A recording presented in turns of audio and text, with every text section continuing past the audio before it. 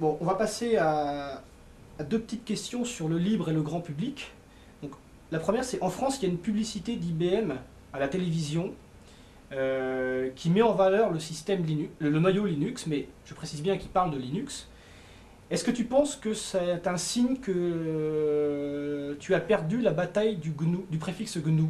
Non, Non? parce que il y a des gens qui pensent à voir une décision de zéro ou un, de, qui pensent qu'il y a un nom de système, que ce nom doit être l'un ou l'autre, que je dois soit gagner, soit perdre cette question.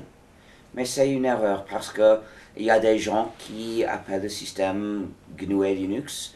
Il y a des gens qui appellent le système Linux tout court, bien que c'est incorrect. Euh, les gens qui font l'erreur, qui diffusent l'erreur, sont les majoritaires, bien sûr, comme ils étaient toujours.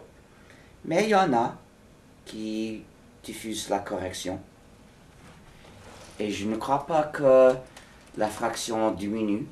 D'accord. Et parfois je convainc un autre et j'essaie avec des autres. Donc l'idée n'est pas perdue. Alors, justement, en parlant d'IBM, même si IBM ne parle pas de GNU, que penses-tu de l'implication d'IBM dans le monde du libre, à la fois d'un point de vue purement, je dirais, pour le libre, mais aussi pour le grand public? IBM qui investit beaucoup. IBM nous aide de quelque façon, mais aussi fait des choses nuisibles, Oui. comme le développement de logiciels propriétaires. Donc les deux. Et est-ce que tu penses que pour le grand public, il est important qu'un grand de l'industrie comme IBM mette en avant le libre dans ses publicités? Euh, elles peuvent nous aider comme ça. Nous n'avons pas besoin essentiel de leur aide. Euh, donc, il faut éviter l'erreur de supposer que nous sommes euh, désespérément dépendants des décisions des grandes entreprises. Des grandes entreprises. Euh, c'est une erreur qui amène les gens à dépendre des décisions des grandes entreprises, de se penser des clients qui amènent à la perte de l'indépendance.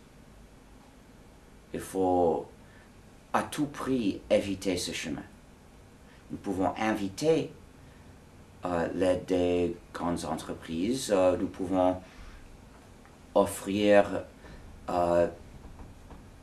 nous pouvons leur offrir la coopération, mais nous devons rester prêts à poursuivre notre chemin sans elle.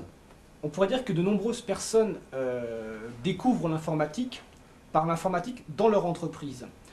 Or, aujourd'hui, il n'y a pas vraiment Non, de... chez eux. Oui, mais Normalement, c'est chez eux. normalement, mais beaucoup, en fait, trouvent important d'avoir le même système qu'ils ont chez eux que dans l'entreprise. Or, aujourd'hui, il n'y a relativement pas de système libre utilisable par des non-initiés. Est-ce que tu penses qu'un jour ou l'autre, des systèmes libres seront utilisables par des non-initiés? J'espère, c'est la raison d'être de GNOME. Rendre les systèmes faciles à utiliser pour les gens qui ne sont pas informaticiens. Et question, est-ce qu'un jour Emacs pourra être utilisable par un non-initié? C'est déjà utilisable. C'est déjà utilisable? Oui.